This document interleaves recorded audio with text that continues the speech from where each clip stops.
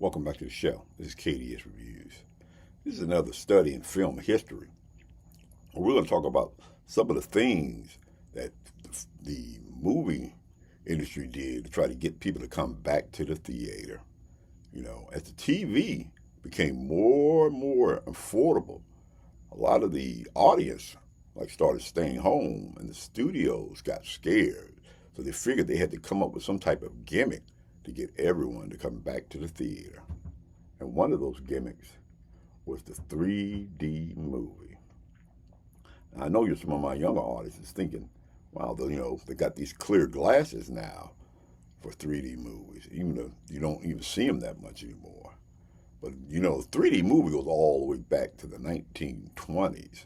I was kind of surprised when I found that out. But let's talk about the 3D movie. The 3D movies trick your brain into mimicking how your eyes naturally work. Two cameras film the scene side by side, creating a left eye and a right eye view. The glasses trick your brain to combine them into a single 3D picture. And the glasses also act as a filter to separate the two images. Now, that's what it really did and how it worked. It was those little paper glasses. We're going to talk about that a little bit later on in this video. It became somewhat little popular here. It had some movies that came out, like Vincent Price, The House of Wax, which put Vincent Price on the map and made him the king of 3D. There was Man in the Dark, Gorilla at Large, Robot Monster, and probably one of the most famous ones, Creature from the Black Lagoon. Now, this got people back inside the theater, but it was a gimmick, and much like a lot of gimmicks, after a while, people move on. They get tired of it. So it kind of died out. But then it had a renaissance in the 60s, 70s, and 80s with such movies as Friday the 13th, Part 3. Jaws 3D, and Amityville 3D.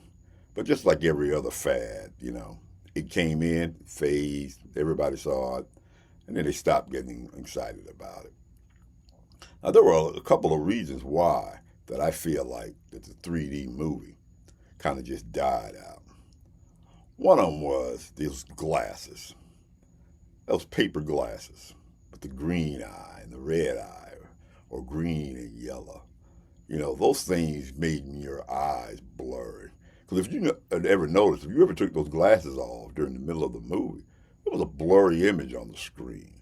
Now, those glasses made your eyes water. They were uncomfortable. And who wants to sit through a movie, even an hour and a half, wearing that paper stuff on your face?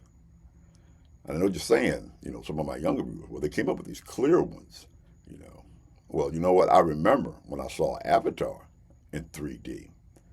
And I remember it took me about maybe 20 to 30 minutes to get used to that view, It just made my eyes blurry, And I remember when I left that theater, I had a migraine headache. I was like, wow. And that movie was 3 hours long. I said, I'm not going to sit through that again. That was a bad experience. And then what they used to do was they'd have the 3D version come out and the 2D version come out. Now, I'm thinking to myself, now, which one are you going to see? The one that makes your eyes water and gives you a pounding headache, or just a regular 2D movie? You can just watch it, enjoy it, and leave. More than likely the 2D movie. Another reason is the rise of these special cinemas, like the Dolby Cinema, and of course, the IMAX Cinema, which to me buried it. This is KDS Reviews. This is a little commentary about some of these gimmicks that they tried, the 3D movie. Remember, KDS Reviews is seen every Wednesday and every Sunday. And throughout the week, we make commentary about the state of Hollywood as far as movie making is. If you like this type of content, then like, subscribe, and share. Maybe you're one of my older viewers. You remember the 3D movie. Why don't you comment down below about some of your experiences with it and some of the movies that you saw in 3D. This is KDS Reviews, and I'll see you in the next video.